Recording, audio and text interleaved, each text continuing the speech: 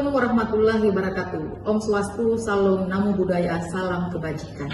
Hipertensi merupakan salah satu penyakit tidak menular dengan beban tertinggi di Indonesia dan menjadi faktor risiko utama penyakit kardiovaskular serta stroke. Data nasional menunjukkan bahwa prevalensi hipertensi pada penduduk dewasa terus meningkat, namun deteksi dini dan pemantauan berkelanjutan masih sangat rendah. Banyak individu hidup bertahun-tahun dengan tekanan darah tidak terkendali tanpa disadari. Hipertensi dikenal sebagai silent disease. Ia berkembang tanpa gejala yang jelas, sehingga pengendaliannya tidak dapat tergantung pada kunjungan layanan kesehatan langsung yang bersifat episodik. Penyakit ini menuntut pendekatan pemantauan jangka panjang, terintegrasi, dan berbasis data. Di layanan primer, kondisi ini menempatkan perawat sebagai aktor kunci. Perawat berada paling dekat dengan masyarakat, berperan dalam edukasi, pemantauan, dan koordinasi layanan. Namun hingga saat ini, peran strategis tersebut belum sepenuhnya didukung oleh sistem teknologi informasi keperawatan yang terintegrasi dan berorientasi pada risiko. Di Kota Medan dan Provinsi Sumatera Utara, hipertensi merupakan masalah kesehatan masyarakat yang signifikan. Data menunjukkan adanya kesenjangan besar antara prevalensi hipertensi berdasarkan hasil pengukuran dengan angka diagnosis dokter. Kesenjangan ini menandakan bahwa sebagian besar penderita hipertensi belum terdeteksi atau belum terpantau secara optimal oleh sistem layanan kesehatan. Secara klinis, hipertensi adalah penyakit kronis progresif. Pengendaliannya secara ideal dilakukan melalui pemantauan tekanan darah yang rutin dan berkelanjutan, bahkan setiap hari. Tanpa pemantauan yang konsisten, risiko komplikasi akan meningkat tajam, terutama stroke. Stroke akibat hipertensi tidak hanya berdampak pada kematian, tetapi juga kecacatan jangka panjang, penurunan produktivitas, dan beban sosial ekonomi yang besar bagi keluarga dan pemerintah daerah.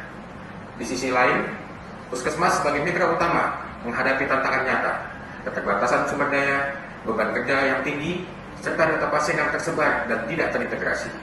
Kondisi ini menyulitkan tenaga kesehatan untuk melakukan pemantauan jangka panjang dan intervensi dini secara sistematis. Dalam pengendalian hipertensi, rantai paso tidak hanya berkaitan dengan ketersediaan obat, tetapi mencakup aliran informasi klinis, kepatuhan pasien, dan pengambilan keputusan terapi.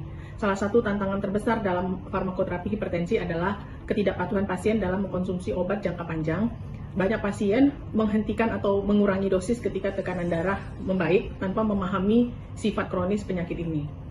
Tanpa sistem pencatatan dan pemantauan yang terintegrasi, tenaga kefarmasian sulit mengevaluasi efektivitas terapi, sementara perencanaan kebutuhan obat menjadi kurang efisien. Akibatnya, rantai pasok farmasi tidak optimal dan berpotensi menimbulkan pemborosan sumber daya. Oleh karena itu, dibutuhkan sistem yang mampu menghubungkan data penggunaan obat, respon terapi, dan perilaku pasien secara berkelanjutan untuk mendukung layanan farmasi klinik yang rasional dan aman. Di balik tantangan tersebut, masyarakat Kota Medan memiliki potensi besar. Tingkat penggunaan smartphone yang tinggi, kedekatan dengan puskesmas, serta kesadaran masyarakat yang mulai meningkatkan tentang kesehatan menjadi modal utama inovasi ini. Melalui pendekatan Living Lab, masyarakat tidak hanya menjadi penerima layanan, tetapi terlibat aktif dalam proses inovasi, mulai dari pengumpulan data, uji coba sistem, hingga perbaikan layanan berdasarkan kebutuhan nyata di lapangan. Pendekatan ini memastikan bahwa teknologi yang dikembangkan tidak berhenti sebagai prototipe, tetapi benar-benar diterima, digunakan, dan berkelanjutan. Di sisi lain, masyarakat memiliki potensi besar. Tingkat kepemilikan perangkat digital dan literasi teknologi terus meningkat, membuka peluang untuk keterlibatan aktif masyarakat dalam pemantauan kesehatan. Medan Smart Health System memanfaatkan kecerdasan buatan untuk mengintegrasikan data kesehatan masyarakat, data layanan puskesmas, dan laporan pasien ke dalam satu sistem cerdas. Pendekatan ini tidak hanya meningkatkan efektivitas layanan, tetapi juga mendorong peningkatan literasi sains dan teknologi masyarakat melalui penggunaan teknologi yang kontekstual dan berdampak langsung. Penerima manfaat akhir dari Medan Smart Health System adalah masyarakat hipertensi dan keluarga, tenaga kesehatan, puskesmas, serta pemerintah daerah. Adapun dampak yang dihasilkan dari program ini adalah peningkatan deteksi dini dan pengendalian hipertensi, penguatan kapasitas perawat dan tenaga kesehatan, efisiensi biaya layanan dan rantai pasok obat, peningkatan literasi sains dan teknologi masyarakat, serta pengurangan beban lingkungan melalui layanan yang lebih efisien. Medan Smart Health System bukan sekedar inovasi teknologi, tetapi model layanan kesehatan digital terintegrasi yang melibatkan pemerintah Kota Medan sebagai mitra utama dan 5 puskesmas di Kota Medan, yaitu Puskesmas Darussalam, Puskesmas Padambulan, Puskesmas Amplas, Puskesmas Tuntungan, dan Puskesmas Seagul sebagai mitra pendukung melalui pendekatan Living Lab.